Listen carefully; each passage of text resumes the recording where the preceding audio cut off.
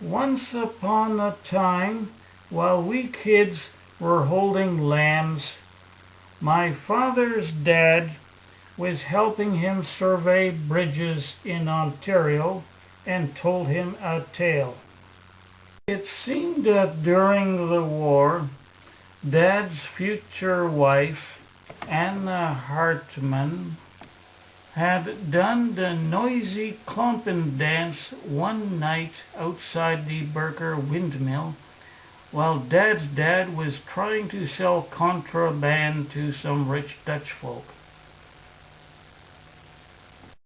Unknown to either of them, earlier in the day, a British fighter pilot had been shot down and had parachuted somewhere in the area. The German fighter pilots on the ground had gone looking for him before either the Gestapo or possibly the Dutch resistance found him first. They decided to spend the night in the old Burker windmill and have a little beer. The noisy racket of Anna's Klompen dance awakened the German fighter pilots in the Burker windmill, and they all rushed out, and they saw Dad's father off in the distance, looking an awful lot like a British fighter pilot that they were looking for, and they gave chase.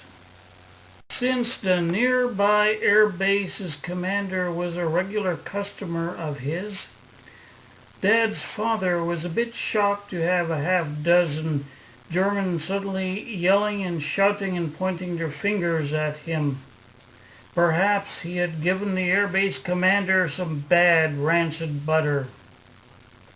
Facing weeks in prison for that contraband butter, Dad's dad ran for it, heading towards the dark and mysterious woods where he knew there was an abandoned peat cutter's cabin.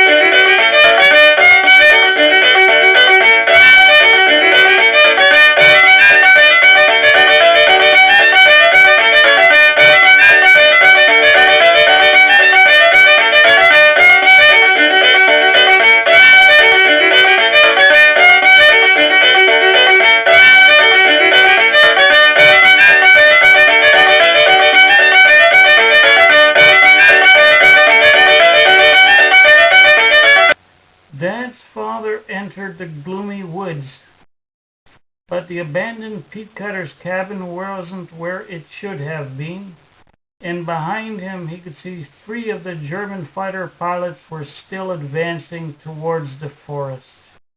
What had started as a quiet night seemed to be getting rather crowded, so Anna decided to take a different route back to her parents' home. She went up to the Bishop's Way, which was rarely used these days because it was said to be haunted by the ghost of a bishop. Anna didn't believe in ghosts, so she kept on walking towards the old cemetery, even when she saw the strange lantern sitting atop one of the posts near the cemetery gate. But then she looked towards what the beam of light was shining on.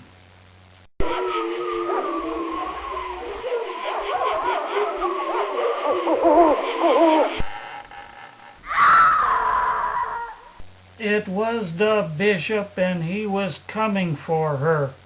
Anna ran.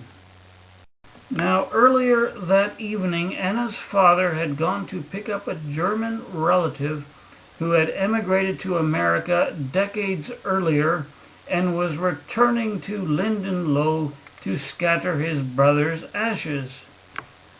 Anna's father had moved the peat cutter's cabin in front of the chicken coop to hide the chickens and their eggs. Anna's father listened to a tale of boy meets girl, boy loses girl, Boy drowns in a foreign land and wanted his ashes buried beside his sweetheart, which wasn't too easy for a remaining brother who had to go through wartime Europe to get back to Lindenlow.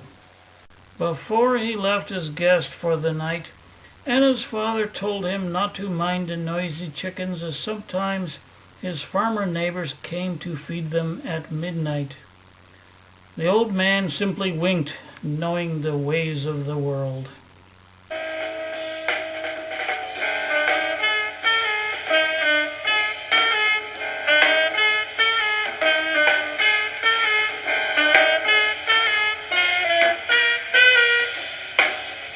Meanwhile, somewhere in the lonely forest, Dad's dad was lost with his sack of butter.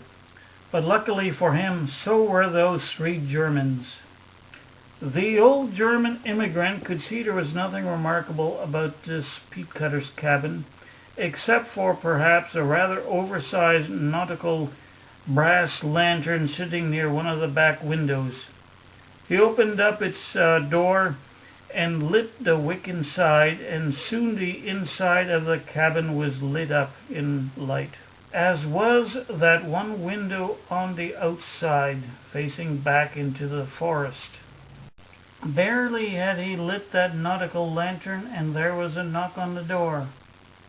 It was the British fighter pilot, and the old German hid him in the chicken coop, and he went back inside.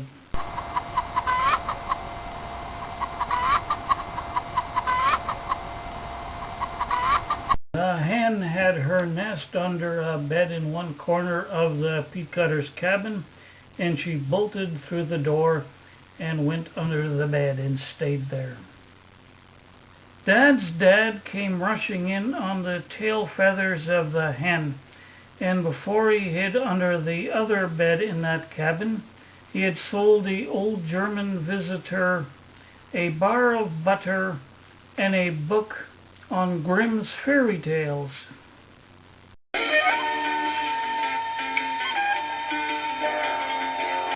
Anna heard the organ music coming from the old barn church. She hoped the ghost of the bishop wouldn't follow her there, and she ran in the direction of the barn church, now that she knew where she was.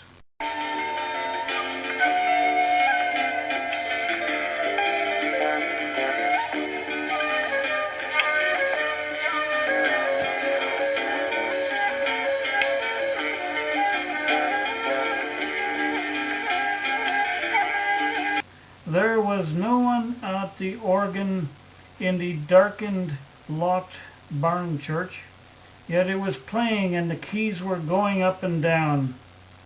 When Anna saw the lights in the distance, she knew the ghosts were real, and she ran for the only remaining safety, the peat cutter's cabin her dad had moved months earlier. The frightened girl pounded on the cabin door once. Bang! She pounded on the cabin door twice. Bang! She pounded on the cabin door 3 times. Bang! And the old German American opened it, and she rushed in, safe from the dangers of the night.